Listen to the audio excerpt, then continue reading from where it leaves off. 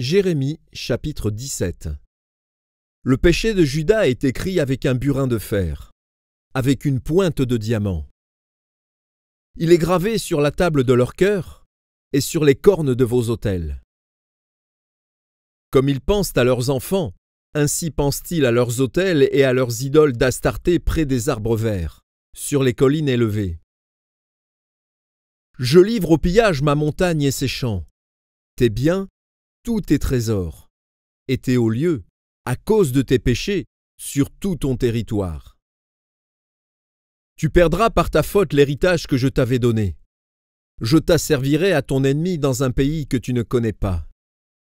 Car vous avez allumé le feu de ma colère, et il brûlera toujours. Ainsi parle l'Éternel.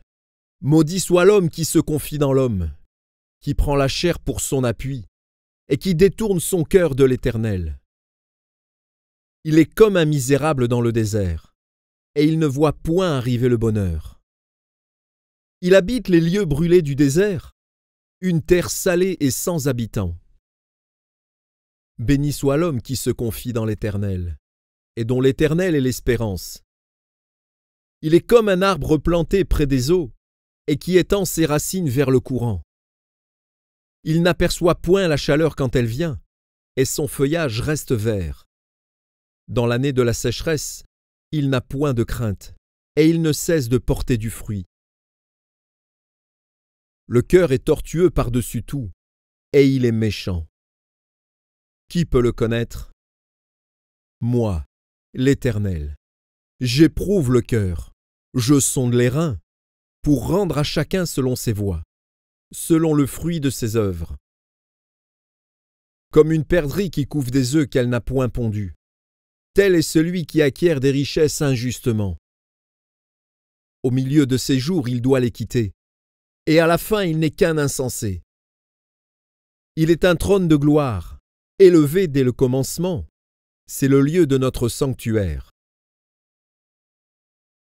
Toi qui es l'espérance d'Israël, ô Éternel, tous ceux qui t'abandonnent seront confondus. Ceux qui se détournent de moi seront inscrits sur la terre, car ils abandonnent la source d'eau vive, l'Éternel. Guéris-moi, Éternel, et je serai guéri. Sauve-moi, et je serai sauvé, car tu es ma gloire. Voici, ils me disent, où est la parole de l'Éternel? Qu'elle s'accomplisse donc. Et moi, pour t'obéir, je n'ai pas refusé d'être berger. Je n'ai pas non plus désiré le jour du malheur. Tu le sais. Ce qui est sorti de mes lèvres a été découvert devant toi. Ne sois pas pour moi un sujet d'effroi. Toi, mon refuge au jour du malheur. Que mes persécuteurs soient confus, et que je ne sois pas confus. Qu'ils tremblent, et que je ne tremble pas, moi. Fais venir sur eux le jour du malheur, frappe-les d'une double plaie. Ainsi m'a parlé l'Éternel. Va, et tiens-toi à la porte des enfants du peuple, par laquelle entrent et sortent les rois de Juda, et à toutes les portes de Jérusalem. Tu leur diras, écoutez la parole de l'Éternel, roi de Juda, et tout Juda, et vous tous, habitants de Jérusalem, qui entrez par ses portes. Ainsi parle l'Éternel. Prenez garde à vos âmes, ne portez point de fardeau le jour du sabbat, et n'en introduisez point par les portes de Jérusalem. Ne sortez de vos maisons aucun fardeau le jour du sabbat, et ne faites aucun ouvrage. Mais sanctifiez le jour du sabbat, comme je l'ai ordonné à vos pères. Ils n'ont pas écouté, ils n'ont pas prêté l'oreille, ils ont raidi leur cou, pour ne point écouter et ne point recevoir instruction.